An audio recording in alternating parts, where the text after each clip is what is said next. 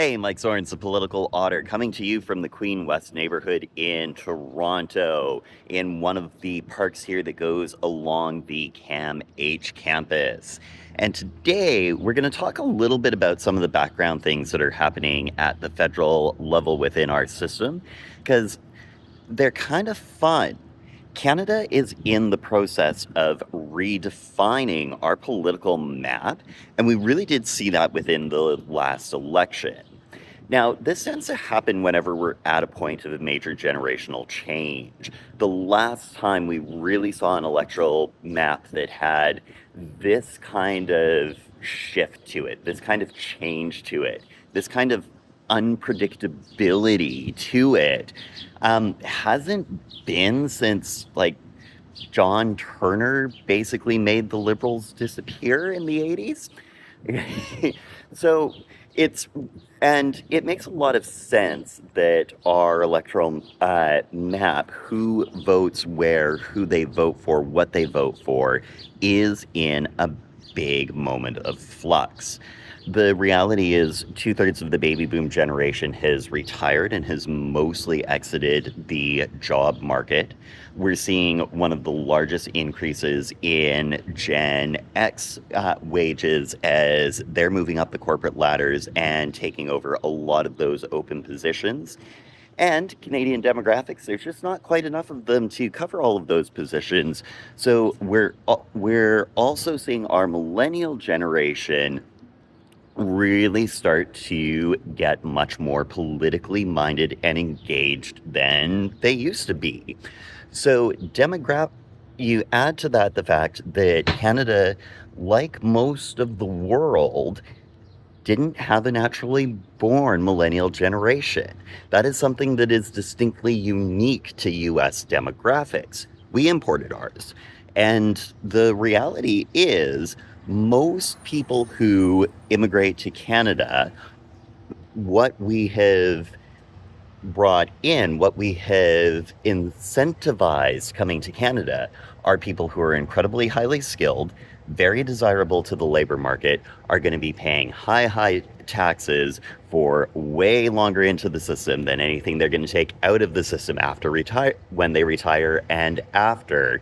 And those people tend to be a little more conservative leaning, traditional value leaning than people who were actually born here on average. So we're definitely seeing a change in the makeup, and the party's reorganized. So under Justin Trudeau, the Liberals went a whole lot more left than they traditionally have been. Definitely quite far to the left of where, say, someone like Jean Chrétien had been and because Trudeau was running minority governments for the overwhelming majority of the time that he was prime minister, it was done with an NDP coalition. So the party moved much closer over time to NDP style politics, NDP style policies. We really saw what I don't want to say far left, but definitely pretty heavy left leaning politics looked like for Canada. And let's be blunt, if Justin Trudeau would have run one more time, would have delivered probably the second or third highest loss that the Liberals would have seen since Confederation.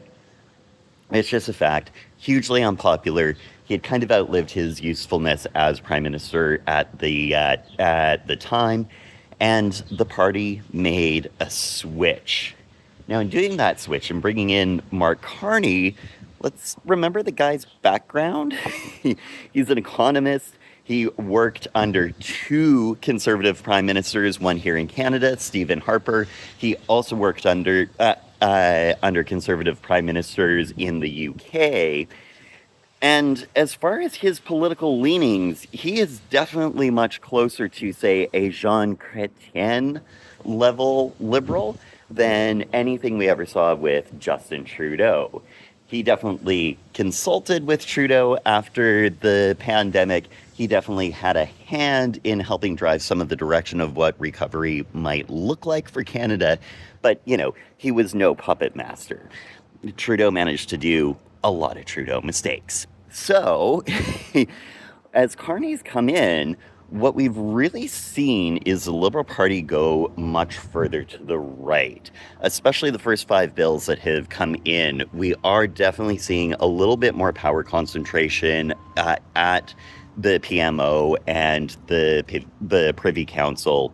We are absolutely seeing a focus on trade, on economics, on interprovincial trade, on Canada First policies, and we're seeing a movement to just a little bit less, how shall we say, virtue signaling rhetoric. We're really seeing a focus on getting shit done as opposed to looking good. I'm kind of for most of that. I lean a little more to the right than to the left on most things, particularly economically. But the interesting thing is, this has really brought in a very, very different type of liberal. And what we're seeing after Carney's first sitting of Parliament is that a lot of what would have traditionally been progressive conservatives, even the ones who voted conservatives in this last election, with what we're seeing with Carney, are moving towards the liberal side of the aisle. So what does this mean for the conservatives? Well, the conservatives have also reorganized and went a very different direction. The populist movement that we're seeing in the States, we're definitely seeing this as a big part of the politics that are happening across Europe right now. That movement is also very, very strong within Canada. And Pierre Poilievre really ran on that. He was able to ignite and give a stronger voice to the populist movement than it's really ever had nationally. It's almost comparable to what we saw with a lot of the Bloc Québécois in the 90s, only instead of being a regional power, it's a national movement. So, but the parallels for where they sit policy-wise are shockingly similar. So we're definitely seeing a much, much more right-wing side of the Conservative Party being its dominant players now. To kind of understand where the current Conservatives come from, they are a Unite the Right, the Progressive Conservative Party, and the former Reform Party came together to reunite as Canada's unified right-wing party. And under Stephen Harper, they were definitely a slightly right of center party. I personally may have disagreed with a lot of the Harper policies, but, I'll also give the guy credit where credit is due. He did do a lot of good things for Canada as well. But what we really saw in this last election was a movement much further right. The Conservatives abandoned a big part of the party. Canada is definitely a little more left than the US is on average. Again, with changing demographics, that's shifting a little bit as well. But it still holds true that we, have more small L liberal leanings, more socialist leanings on average. And the current Conservative Party looks almost exclusively like the Reform Party. It is definitely the reformers who are in running the policy agendas, who are really pushing what the party is going to be moving forward. And you got to admit, the Reform Party excludes a lot of the viewpoint of the rest of the country, especially the part of the country that is more than 60% of the population, more than 60% of the economic drivers of Canada. So I definitely think a strong opposition party, having a minimum of 2 parties who absolutely could win the election, is important for Canada. I think there are big, huge debates that we're not having that we need to have. And if the Conservatives ever want to have a chance of de-seating the Liberals, they're gonna have to figure out how to include the progressive Conservatives, because Mark Carney is the best progressive Conservative prime minister we've had since Brian Mulroney.